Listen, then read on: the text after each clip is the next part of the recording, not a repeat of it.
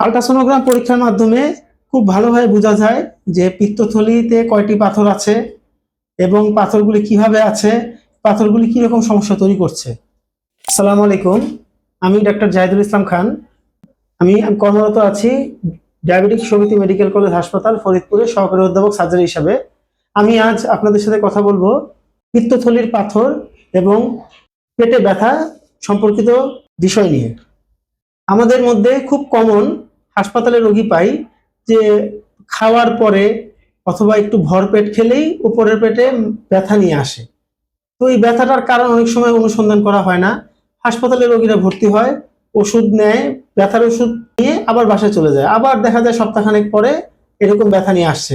এরকম ঘন ঘন ব্যথার রোগী আমরা প্রায়শই পাই, কিন্তু সঠিক রোগ নির্ণয়টা করা হয় না। একটি সিম্পল পরীক্ষা আল্ট্রাসোনোগ্রাম করার মাধ্যমেই কিন্তু এই রোগটি নির্ণয় করা সম্ভব। এই রোগটি হলো পিত্তথলির পাথর।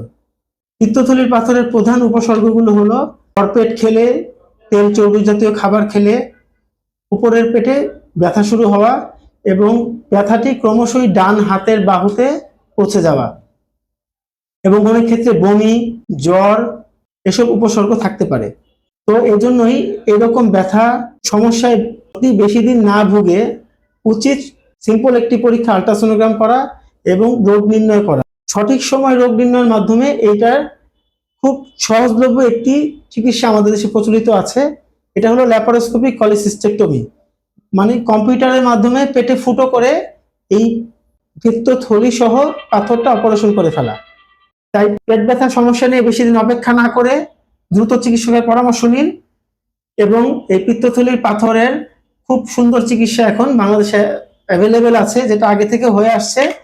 মানে পেট না কেটে শুধু ফুটো করার মাধ্যমে পিত্তথলি এবং পাথর দুটাকে অপসারণ করা সম্ভব।